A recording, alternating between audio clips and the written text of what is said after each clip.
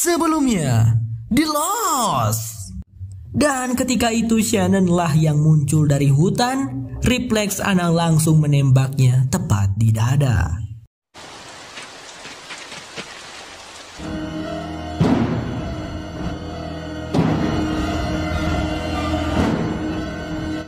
Ini adalah channel Malfest, menghadirkan alur cerita yang sangat the best, bisa menghibur dan menghilangkan stres. Yang belum subscribe ya subscribe dulu guys.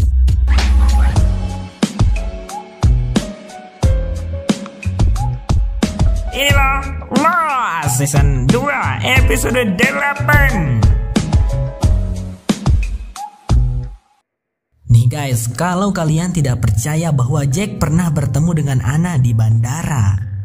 Melanjutkan yang kemarin, Sayid tampak sangat murka. Terlebih dahulu ia membaringkan mayat wanita yang ia cintai itu. Kemudian dia bangkit berdiri, mengeluarkan pistolnya dan hendak menembak mati si Anna. Tapi di situ Mr. Eko segera dengan cepat menahan amukan Sayid. Dan tentu saja Sayid yang tidak mau dihentikan menjadi menyerang Mr. Eko. Di situ Mr. Eko tampaknya kalah tenaga dengan Sayid. Hampir saja kelepasan jurig Sayidnya hendak menembak si Mr. Eko.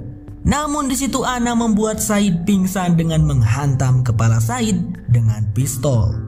Wanita itu lantas dengan cepat mengambil pistolnya Sayid dan menodong semua orang yang ada di sana. Ia menyuruh Mr. Eko untuk mengikat Sayid. Namun Mr. Eko tidak mau dan pria itu mengabaikan perintahnya Anna. Anna kemudian menyuruh Libby dan menyarankan menggunakan tali sulur tandu untuk mengikat Sayidnya. Michael dan yang lain pun protes karena tandu itu digunakan untuk membawa James. James harus segera diberikan pengobatan. Namun Anna kekeh bahwa mengikat Sayid lebih penting. Karena Anna mengancam dengan pistol, mereka tidak punya pilihan lain. Beberapa saat kemudian, Libby tampak membujuk Anna agar mereka sebaiknya segera bersama-sama pergi ke perkemahannya Michael.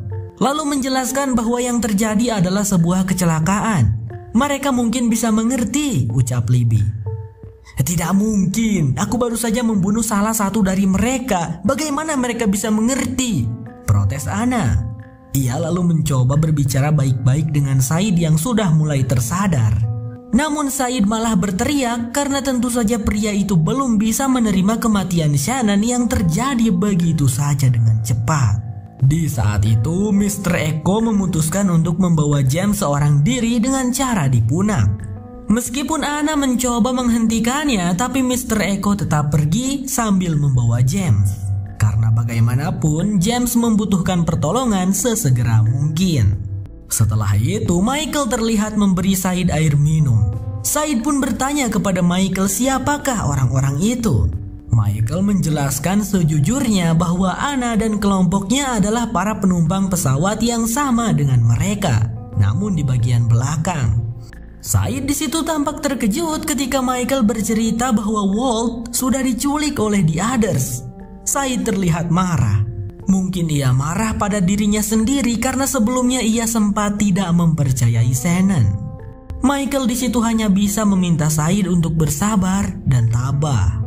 Anna terlihat merenung. Mau bagaimanapun tentu saja Anna merasa sangat bersalah karena sudah membunuh seseorang yang tidak berdosa. Libby dan Pak Bernard berbicara dengan Anna, menanyakan apa sebenarnya rencana Anna. Namun di situ karena Anna tidak kunjung menjawab, Sayid yang menjawab. Dia tidak punya rencana apa-apa. Dia hanya punya rasa bersalah dan pistol, ucap Sayid. Anna lalu bangkit berdiri. Ia meminta Michael untuk pergi duluan ke perkemahannya Michael, mengambil tas ransel besar beserta amunisi, selimut, pakaian, obat-obatan, dan kaos kaki. Anna memutuskan akan pergi bertahan hidup sendirian karena dirinya tidak mungkin bisa diterima oleh kelompoknya Michael di perkemahan. Michael pun menurut pergi duluan untuk mengambil barang-barang yang diminta Anna. Setelah Michael pergi, Anna terlihat menghampiri jasadnya Shannon. Lalu ia terduduk lemas di sampingnya, begitu menyesali perbuatannya meskipun itu tidak ia sengaja. Sementara itu, Jack dengan Kate terlihat sedang asyik bermain golf berdua di lapangan yang luas.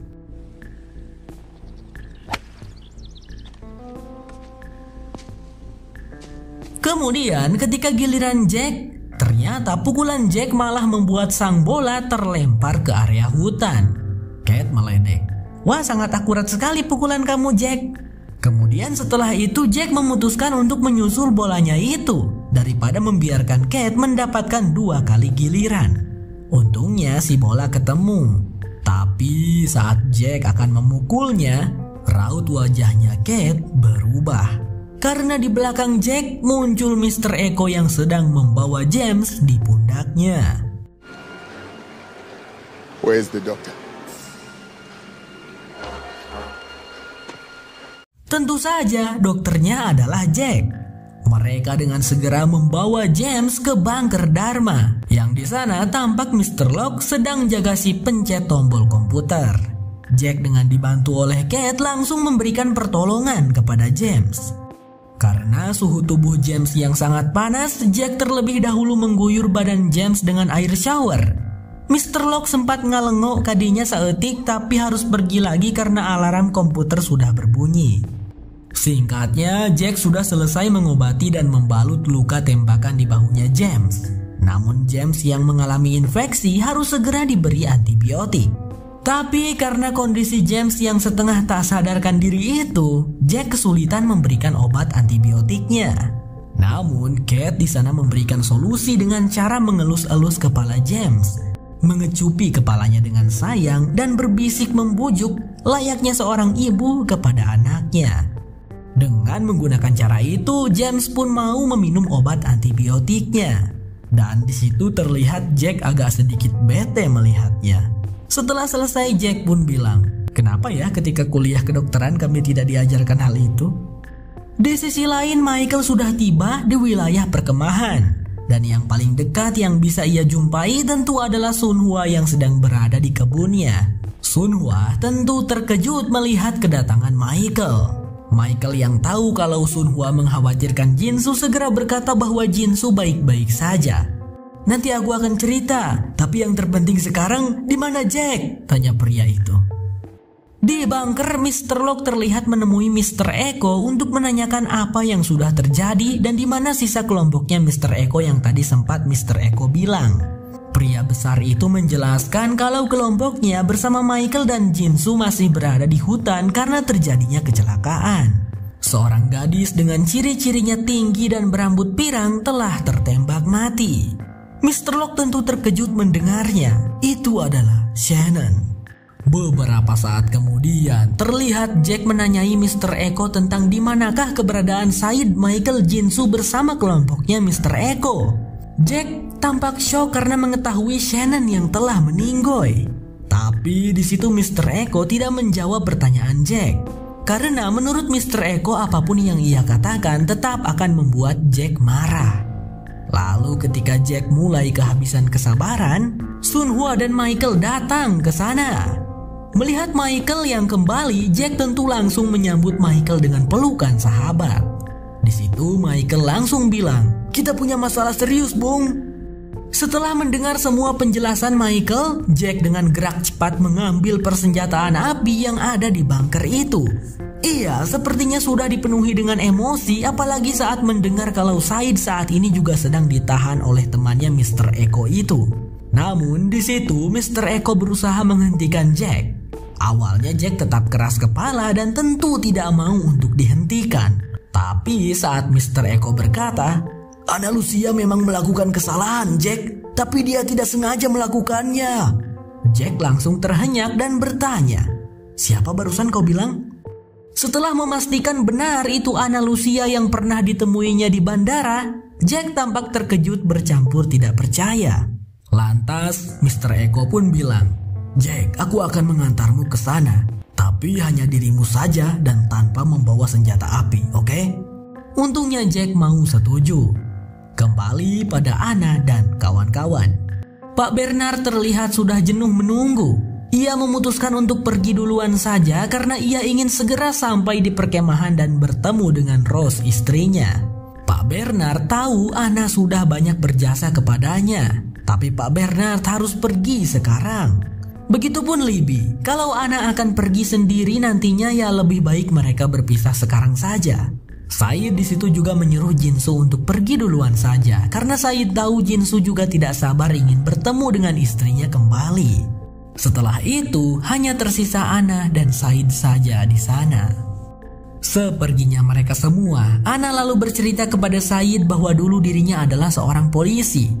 Suatu ketika Ana dan rekannya mendatangi panggilan kejadian perampokan di sebuah minimarket. Rekannya Ana masuk dari belakang sedangkan Ana hendak masuk dari depan. Rencananya mau mengepung gitu. Terus tiba-tiba dari pintu minimarket itu keluar seorang pemuda. Si pemuda itu menjelaskan kalau ia hanya seorang siswa yang terjebak saat perampokan terjadi. Tapi ketika pemuda itu katanya mau menunjukkan bukti kartu siswanya, siapa sangka pemuda itu ternyata malah mengeluarkan pistol dan menembak Ana sebanyak 4 kali. Saat itu Ana merasa dan berpikir dirinya akan mati. Lalu Said bertanya apa yang terjadi kemudian pada pemuda itu. I was there a minute. I believed him. And he wants to show me his ID. All I remember was a pop. Lalu scene pun flashback memperlihatkan bagaimana Ana yang sudah sembuh dan pulih kini sedang membuntuti si pemuda yang telah menembaknya. Lalu di tempat parkir yang sepi, Ana menembak pemuda itu dengan pistolnya beberapa kali sampai dipastikan pemuda itu meninggoy. Alasan mengapa Ana begitu dendam dan marah adalah karena pada saat dirinya tertembak, saat itu Ana tengah mengandung bayinya. Dan karena kejadian itu, Ana mengalami keguguran. Di masa sekarang, Ana terlihat meraih bedognya lalu mengayunkan bedog itu ke arah Said. Said sempat terkejut namun rupanya Ana hanya memotong tali yang mengikat badan Said. Wanita itu kemudian menjatuhkan pistol dan bedognya. Kalau kau ingin membunuhku, silakan. Aku pantas untuk mendapatkannya, ucap Ana. Said segera mengambil pistolnya itu dan bangkit berdiri. Tapi dia berkata, tak ada gunanya membunuhmu Ana, di saat kita berdua sudah mati. Entah apa maksud Bang Said ya guys ya. Said menghampiri jasad Shannon dengan hati yang penuh pilu kesedihan. Pria itu menggendong jasad sang kekasih. Setelah itu scene pun memperlihatkan momen bahagia dan haru di pantai. Ketika Jinsu, Bernard dan Libby datang. Di sana Charlie yang akhirnya bisa melihat Jinsu kembali langsung menyambutnya dengan pelukan sahabat. Lalu Pak Bernard pada akhirnya ia bisa bertemu kembali dengan sang istri tercinta. Mereka berpelukan penuh kebahagiaan. Dan Sun Hwa juga yang sedang mencuci baju ketika melihat suaminya kembali, tentu saja wanita itu langsung menghambur memeluk Jinsu. Momen haru dan bahagia terjadi di perkemahan pantai. Berbeda dengan di hutan, hanya ada duka dan kesedihan saat Jack berpapasan dengan Said yang sedang menggendong mayatnya Shannon. Jack tak mampu berkata apa-apa kepada Said. Lalu di momen itu ia pun bertemu dengan Ana Lucia. Ana tampak terkejut melihat adanya Jack di sana. Begitupun dengan Jack. Dan episode 8 ditutup dengan momen Jack dan Ana saling bertatapan. Los bersambung. Inilah Los Season 2 episode 9. Di pagi hari di episode 9, Said terlihat sedang menggali kuburan untuk mayat Shannon. Jinsu dan Sun Hwa memperhatikan dengan prihatin. Lalu scene akan menunjukkan flashback kisahnya Kate. Pada malam hari itu ayah tirinya Kate baru pulang dalam keadaan mabuk berat. Tentu saja Kate sebagai anak tiri berbakti, ia membantu ayah tirinya itu memapahnya ke tempat tidur, kemudian melepas sepatunya dan menyelimuti ayah tirinya tersebut yang bernama Weini.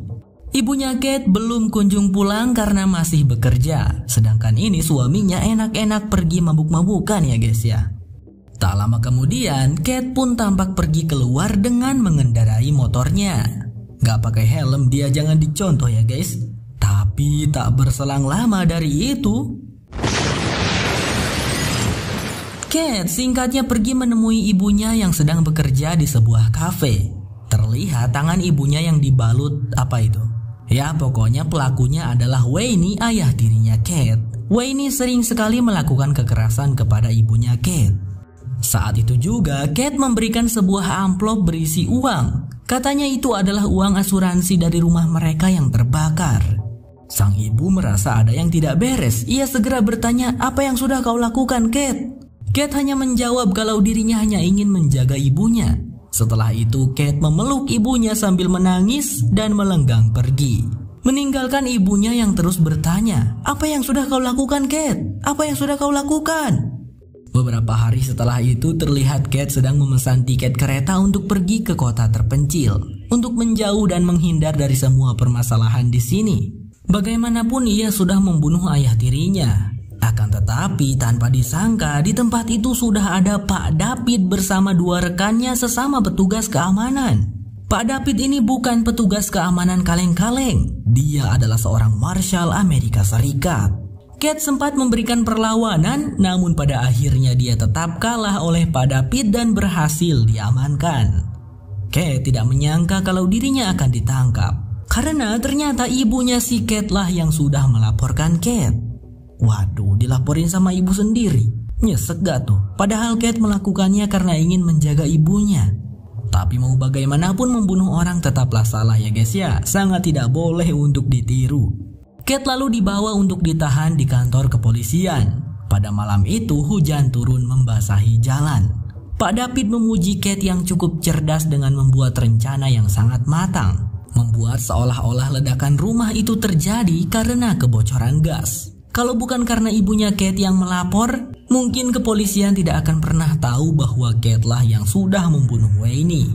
Tapi Pak David juga penasaran, dirinya tahu semua kronologi dan seluk-beluk kehidupannya Kate.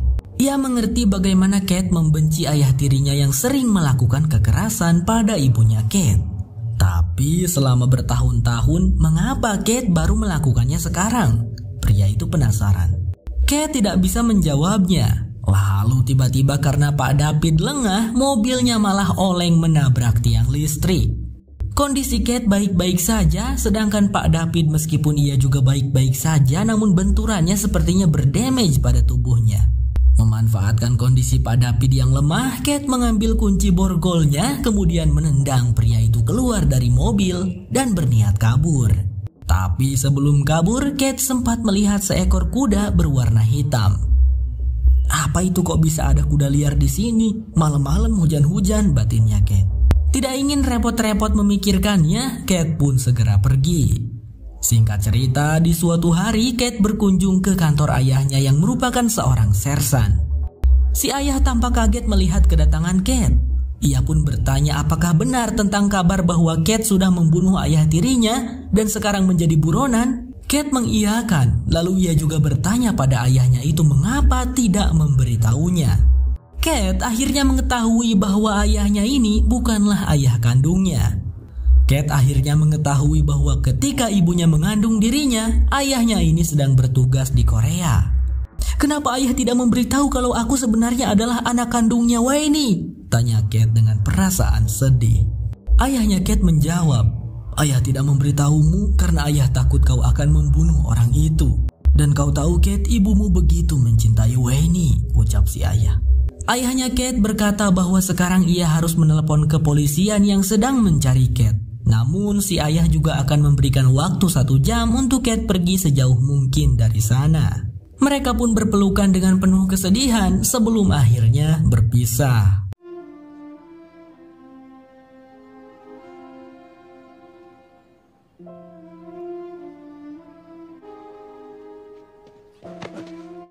Kembali ke masa sekarang, scene pun berpindah pada Kate yang sedang mengumpulkan buah-buahan untuk James. Ketika itu, dirinya dikejutkan dengan kehadiran seekor kuda berwarna hitam di belakangnya. Sama seperti kuda yang pernah dilihat Kate di masa lalu. Ini mah cuman halu, pikir si Kate, karena dia belum tidur selama 24 jam.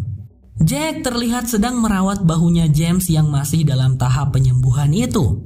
Di situ James terdengar mengigau, menanyakan di mana Kate? Kate di mana? Jack tertawa pelan dan berkata kalau Kate selama 24 jam terakhir menjaga James dan baru pergi tadi. Karena Jack menyuruhnya mencari makanan untuk James. James kembali mengigau. "Aku mencintai Kate," katanya. Sontak Jack terhenyak, haneul, karena mungkin Jack juga mencintai Kate. Tak lama kemudian Kate pun sudah kembali. Di perkemahan pantai akan dilakukan acara pemakaman untuk Shannon. Jack akan pergi jadi Kate yang akan menjaga James lagi. Tapi Jack juga mewanti-wanti agar Kate jangan lupa untuk menekan tombol komputer karena semua orang akan berada di pemakaman. Baiklah, jawab Kate. Beberapa saat kemudian terlihat semua orang menghadiri acara pemakaman itu, kecuali Anna, Kate, dan James yang tidak. Said mengucapkan sepatah dua patah kata tentang Shannon sebelum dirinya menangis lalu pergi duluan dari sana karena tidak kuat menahan kesedihannya. Setelah Said pergi, Jack, Mr. Locke dan semuanya bergiliran menimbunkan tanah untuk menguburkan Shannon sembari mendoakannya juga. Sementara itu di dalam bunker Dharma, Kate terlihat sedang menghaluskan buah-buahan untuk diberikan kepada James. Namun di momen itu Kate seperti mendengar James berbicara. Wanita itu mendekat dan mencoba memanggil James. Tetapi tiba-tiba James mencekik Kate sembari berkata, "Kau membunuhku! Kenapa kau membunuhku?" teriak James. Entah apa yang terjadi setelah itu karena latar waktu langsung melompat pada momen ketika Jack dan Mr. Locke kembali ke bunker Dharma. Alarm sudah berbunyi dan Kate tidak ada di sana. Jack segera memeriksa keadaan James. Sementara Mr. Locke langsung pergi ke arah komputer dan mendapati waktu tinggal 20 detik lagi. Seburu-buru mungkin Mr. Locke segera mengetikkan kode angka-angka itu di komputer. Untungnya sih berhasil tepat waktu. Mr. Locke menarik napas lega. Pria itu segera menghampiri Jack dan menanyakan di manakah keberadaan Kate. Jack tentu saja tidak tahu. Beberapa saat kemudian Jack mencari Kate. Setelah sebelumnya sempat bertanya kepada Charlie tentang apakah Charlie melihat Kate, Jack pun singkatnya berhasil menemukan wanita itu sedang merenung sendirian di hutan.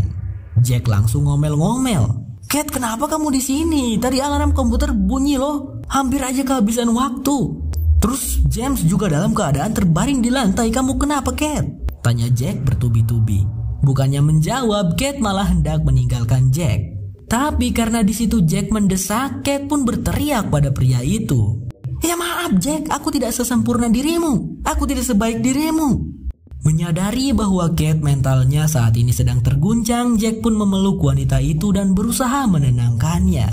Kate pun menangis di situ tapi tidak menceritakan apapun. Setelah dia tenang, Kate malah tiba-tiba mencium Jack. Kalian tidak boleh lihat ya. Setelah itu terjadi, keduanya tampak canggung. Tanpa sepatah kata pun yang keluar, Kate melenggang pergi. Di bunker Dharma, Mr. Locke sedang membantu Jinsu memotong borgol yang masih terhias di pergelangan tangan Jinsu. Karena borgolnya waktu itu kan dikapak Michael buat lepasinnya.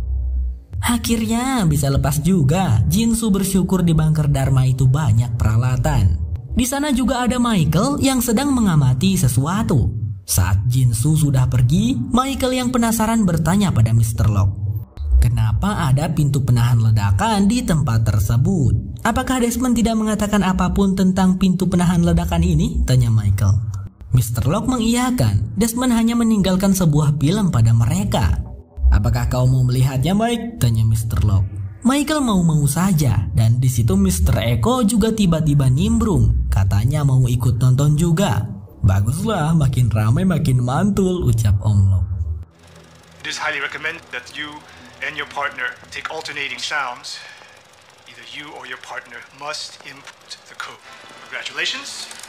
Now do not attempt to use the computer. That when the alarm sounds, the code be entered correct, is fresh and alert. That's most important. Setelah menonton film tersebut, Mr. Locke barulah menceritakan tentang komputer dan alarm yang harus dimatikan setiap 108 menit. Namun di situ Michael menyadari sesuatu. Bahwasanya film tersebut telah dipotong-potong dan ada bagian yang sudah hilang. Mr. Locke setuju dengan pernyataan Michael. Mau bagaimanapun masih banyak tanda tanya di benak Mr. Locke. Seperti apa yang akan terjadi saat waktu alarm habis, kan belum tahu tuh. Mr. Locke menanyakan pendapat Mr. Eko, namun pria besar itu bukannya menjawab, malah melenggang pergi. Beberapa saat kemudian, Mr. Locke tampak menjelaskan mekanisme cara memasukkan kode angka di komputer. Kode angka-angka tersebut hanya bisa dimasukkan saat waktu tinggal 4 menit lagi. Sedangkan kalau belum 4 menit mah komputernya gak bisa mengetik apapun. Michael lalu memperhatikan perangkat-perangkat keras di sana dan minta izin ingin memeriksanya.